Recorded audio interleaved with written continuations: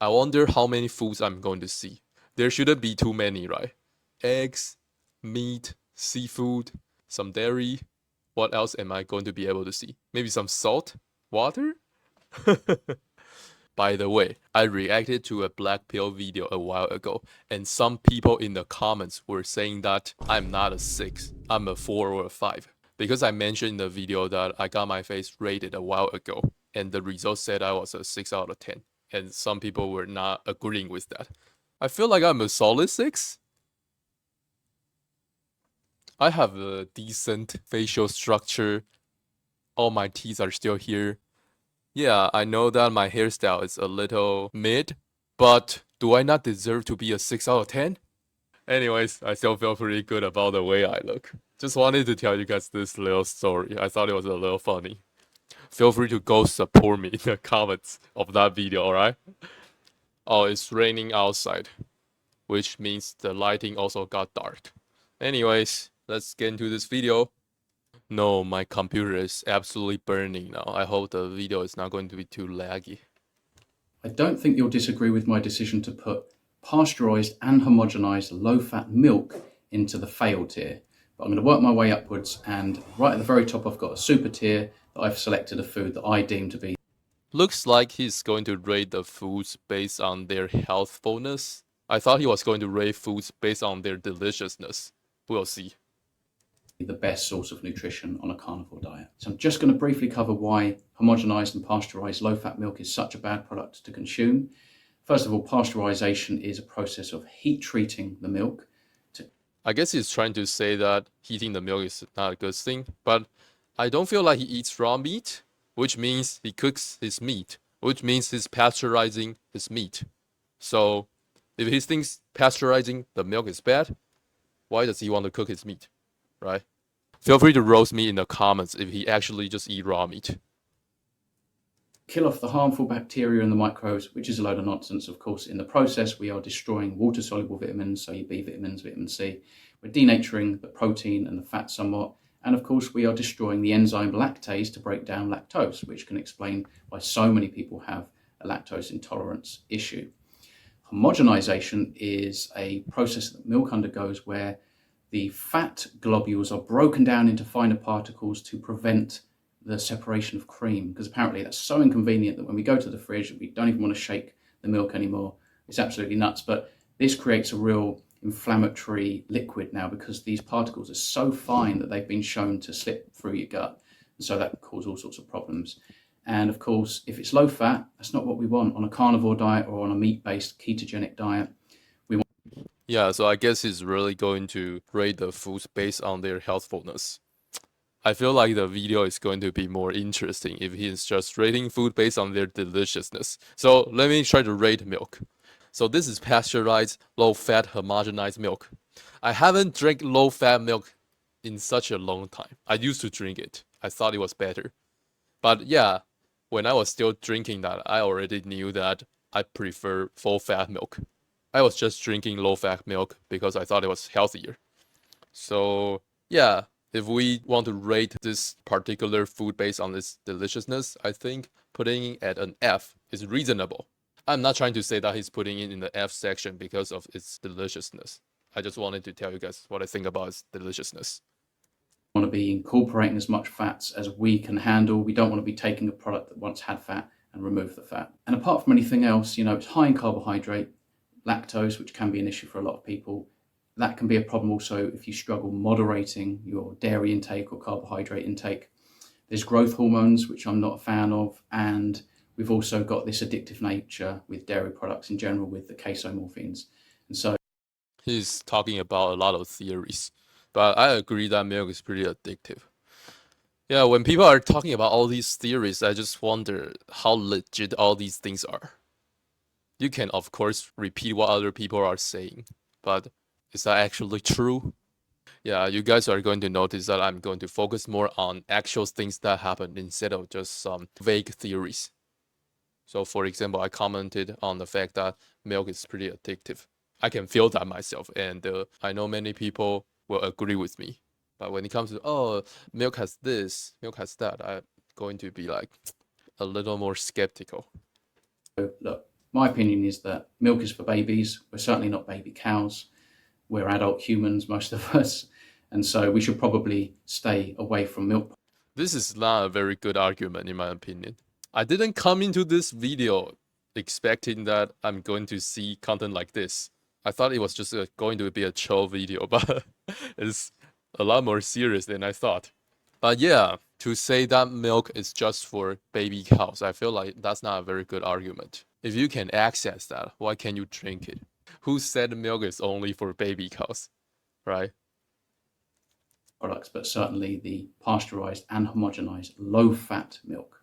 So moving up into tier E, I've actually selected all dairy products, including fermented dairy and even butter, which is... I feel like I can guess what's going to happen soon, because he's going to rate the foods based on their healthfulness, right? So moving on, are we going to get poultry? The D section, is it going to be poultry?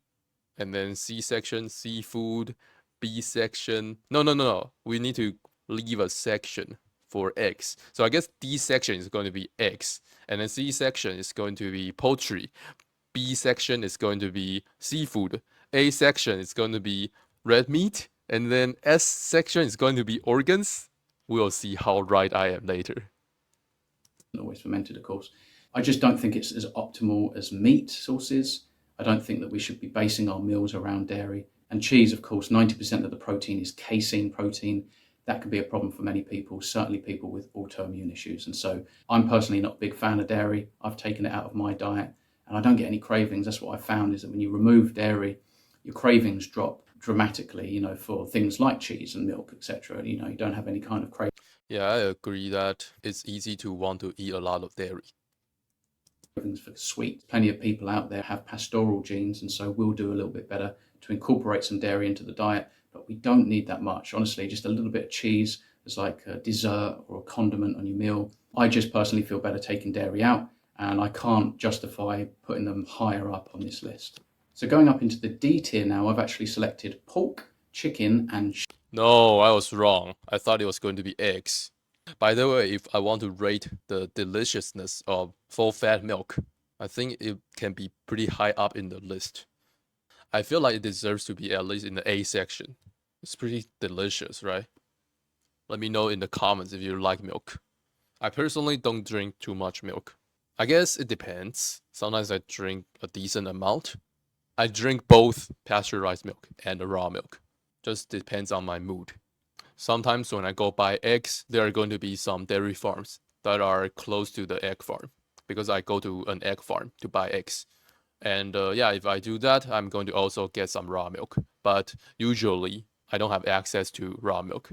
To go to somewhere that sells raw milk, it takes at least 20 to 30 minutes. Shellfish, which I understand are totally different from one another, but the reason why. So chicken isn't that consistent with our ancestry in our past. We haven't eaten loads and loads of chicken. So I guess in this video, he's just going to be talking about a lot of theories as to why this food is healthier than that food. I personally am not super interested in hearing all the theories. I prefer to hear more actual things. So he can talk about, oh, some people report that when they eat chicken, something happened. I feel like I'm more interested in hearing that instead of him saying that, oh, this is not very aligned with our ancestry. It's just too lean. So I understand there is more fat in the legs, the thighs, the wings, etc., but it is too lean to base your carnivore. By the way, I think chicken is pretty delicious. Is it too lean? If you just eat a whole chicken, I think it's pretty reasonably delicious, which means it has a good amount of fat. I feel like sometimes when I'm eating steak, I'm going to feel like it's a little too lean. Yeah, I guess it has something to do with the steak I'm buying. I'm just buying the wrong kind of steak. But I think chicken is pretty solid. But oh yeah, he was talking about the healthfulness, not the deliciousness. But he did mention that it's too lean. I think it's not too lean. Diet around. Also, it's a monogastric animal. There's going to be some. But I want to point out that if you just eat chicken, it can feel a little not enough. You are going to feel more satisfied if you eat red meat. More problems potentially in the fats, especially if the chickens are consuming sort of grain, etc. A lot of these chickens don't live a very healthy life. And so I think if that's the kind of meat that you're sourcing, I would limit that. Obviously, buy what you can afford. The higher quality pastured chickens are going to be healthier, the fatty acid profile, etc. Great source of protein, no doubt. I mean, this is a healthy source of nutrition, but it's not something you want to eat in abundance. Now, pork is obviously higher in fat, so that's a good thing. But once again, it's a monogastric animal. I think there can be some problems with the fats, certainly if the pigs are eating grain and stuff they wouldn't really gravitate towards naturally. When I occasionally consume pork, maybe once every 2 or 3 weeks now, it's Iberica pork. The pigs are healthy out in the wild, roaming into a forest, eating almost exclusively acorns. And so that's a healthier source of nutrition. They're going to have decent levels of D3 and K2. All pork products seem to be pretty high in B1, but I wouldn't necessarily predominate pork to get your B1 He's just like repeating a lot of theories, I feel like. or your D3 or your K2. It's not as beneficial as consuming ruminant meat, for example. Now, shellfish, another great source of nutrition, lots of minerals, etc. But again, high in protein, not enough fat. So it's not something I believe we ate loads of. I think that we ate more fish. Actually, deliciousness and the healthfulness are pretty correlated, I guess. Because he often talks about how this food is less healthy because it has less fat. And if something has less fat, it's also going to be less delicious. Yeah, but there are other factors. Because he's putting dairy under chicken, pork, shellfish for the healthfulness. But if I want to talk about the deliciousness, I don't feel like dairy deserves to be under chicken, pork, and shellfish. I hope you guys know what I'm trying to say. And shellfish, again, if you're in a situation where you can't catch anything and you have some shellfish, of course you're going to eat that. It's delicious, it's very nutritious, but it's not something, again, you want to base your diet on. So there's a bit of a common theme here. As I creep up the tiers, we're going to get into some better nutrition, which you can consume more in abundance, more frequently, and there's a better balance of fatty acids and amino acids, etc. Now, tier C, I've actually selected eggs. So I feel like chicken is better than eggs from a feeling standpoint. I feel like I feel better if I eat chicken with skin compared to if I eat eggs. Eggs feel more like a supplement. Therefore, I think eggs are less healthy. I feel like what I just said is my body's signal. And I feel like many people are going to agree with me. They are going to think that meat tastes better than eggs, right? But maybe he's just going to say some theories as to why eggs are healthier. But I don't feel like that really prove anything. eggs are great. They're practically a complete food source. Yeah, I would here we go. preference duck eggs over chicken eggs. Duck eggs are going to be higher in omega-3 fatty acids, retinol, Yeah, he's just going to say a lot of theories. provitamin A, B12, and folate. But chicken eggs are actually higher in D3 and choline, and choline is excellent for the brain. So feel free to kind of mix it up. Eggs are pretty ancestrally consistent. I just don't believe we would have been consuming them daily, right? It would have been seasonal, would have been when we stumbled across them. I don't think that we had a load of chicken coops 50,000 years ago, let alone 300,000 years ago. So I would certainly feel comfortable including lots and lots of eggs into your diet if you do well on them. Obviously, if there's any problems, maybe take the whites out. I thought he was trying to say that you don't want to eat too many eggs every day because it's not very evolutionary consistent, but he still said that he's on board with the idea of eating many eggs every day.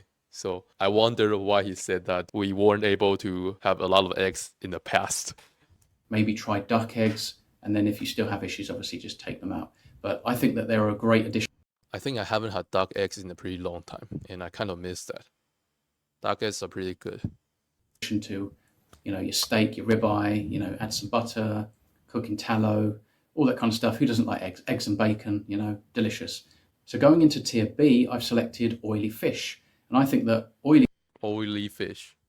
I feel like it's pretty similar to chicken and pork.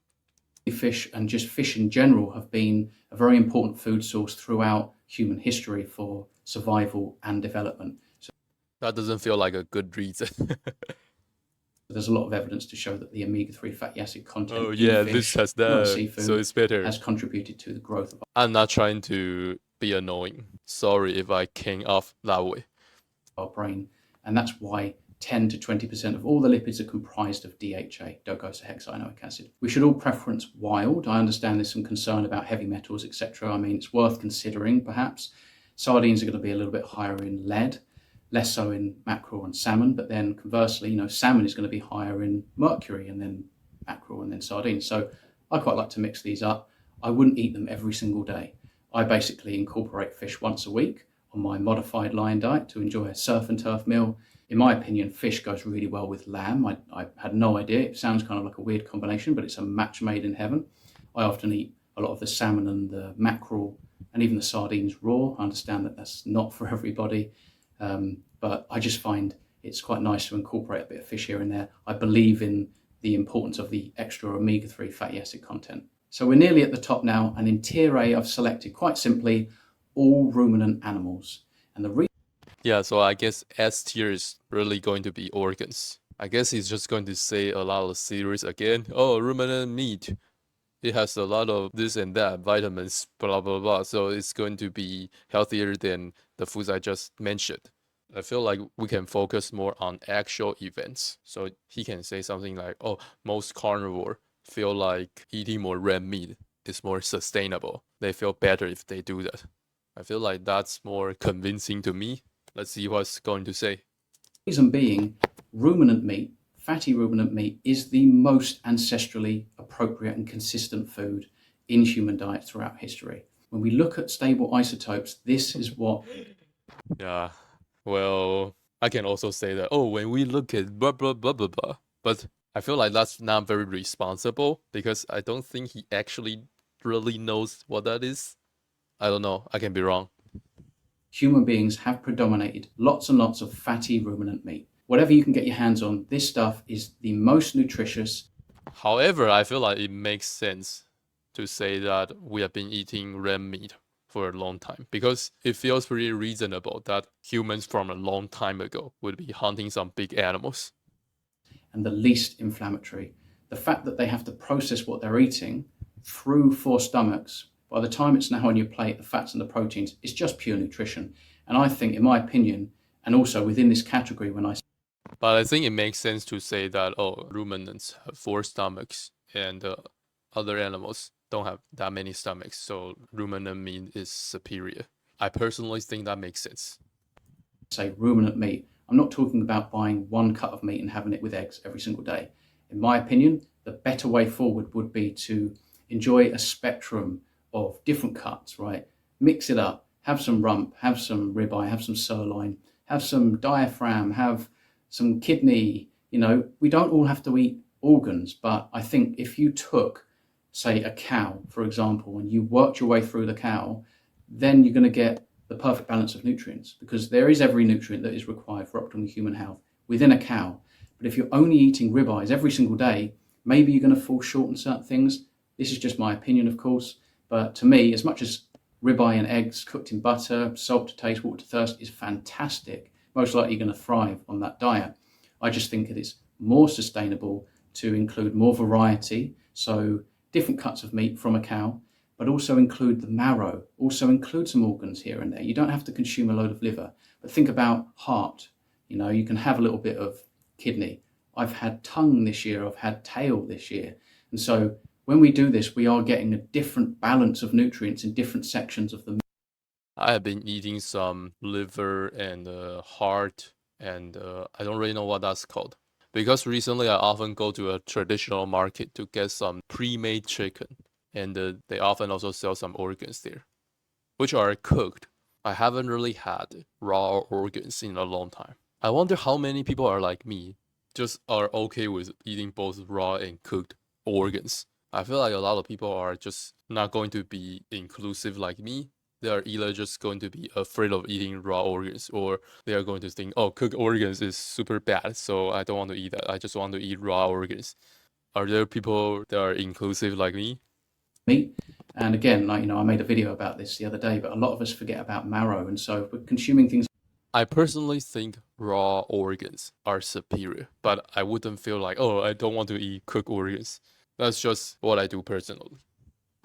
like venison, they are leaner, but if you're eating all of the fat around the shoulder and you're eating the fat around the organs that may have built up, if you're eating the marrow, and then you're eating a big, variety of this animal, you're going to be ticking all the boxes in terms of the vitamins, minerals, amino acids, and fatty acids. Probably worth mentioning that the most sensitive individuals on this planet can only consume fatty red meat.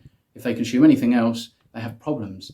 And it's interesting because Michaela Peterson springs to mind, and she's even said herself, she actually eats a lot of grain-finished ruminant meat. So it just goes to show, even if they're feeding on grain, that it's still right at the tippy top in terms of foods for human beings.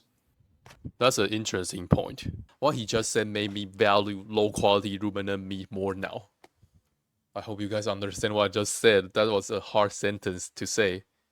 You're probably thinking, what on earth goes into the super tier if you've put all of the ruminant animals into tier A? Well, what I thought I'd do is select what I believe is the healthiest ruminant animal, the most nutritious, and I'm going to put that into the super tier, and that is lamb or mutton. Interesting. He thinks that lamb is better than all other foods. I feel like he's just going to say a lot of theories again. So the reason being is almost exclusively lamb globally is pastured for life, right? So they're out in a healthy environment eating grass for all of them. Okay, interesting. He was talking about more like a actual thing. I don't really know how true that is, but at least that's not as theoretical as a lot of theories he was saying previously. Their life. Now, it's also lower in histamines because it's not aged for as long. So that is obviously going to be a benefit for certain individuals that have histamine intolerance.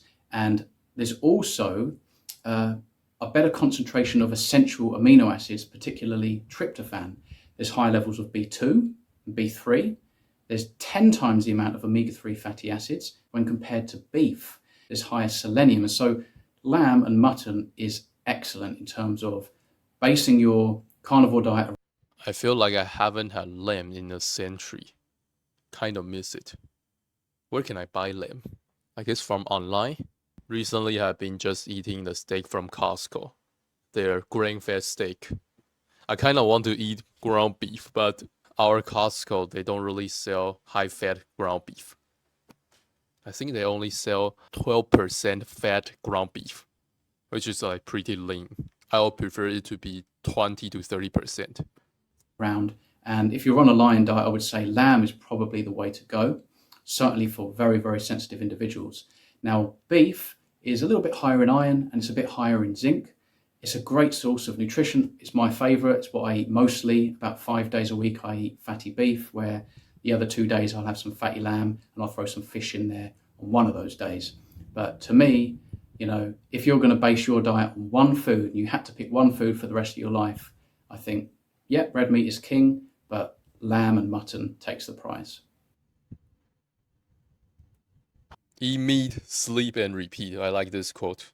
Yeah, that's it for the video. It's less fun than I thought because I just had the wrong mindset going into this video. I thought it was going to be talking about the deliciousness of different foods. I'm a little disappointed, but it's not. I'm not trying to talk shit about him, just my personal feeling. And his video style is not really my cup of tea because, yeah, he was talking about a lot of theories. I feel like a lot of the times that's not super important, and I would often question the validity of many theories. Let's take a look at the food again, and let me try to rate them off of their deliciousness so we can make the video more fun. Let me see. Chicken, I think, can be very high up in the list. If I just use the foods he's offering here, I think when it comes to the S tier, should I put milk? Probably not. Yeah, let me just put lamb and ruminant meat on the S tier, if that's all we have. And then as far as A, I'm going to put milk. And then B, I'm going to put chicken. Let's not talk about pork and shellfish for now. So S is ruminant and lamb, just ruminant in general. And then A is milk. B is chicken. C, I don't think eggs deserve to be better than dairy, but we also have oily fish. Yeah, so C, I'll say it's oily fish. And then D is going to be all dairy. And then E is going to be eggs. And because we put ruminant meat and lamb both in the S section, so we are not going to have F. That's my rating when it comes to their deliciousness. Alright guys, I hope you like what you saw. I hope at least some parts of my video were somewhat valuable. Why is English so hard? Anyways, thank you guys for watching. Hope you guys have a good day. I would like to make more reaction videos covering a lot of different topics moving on. Covering black pill, dating, gaming, working out, business. Let's go. Stay tuned for my future videos, and then I'm also going to be making more interviews. Let's go!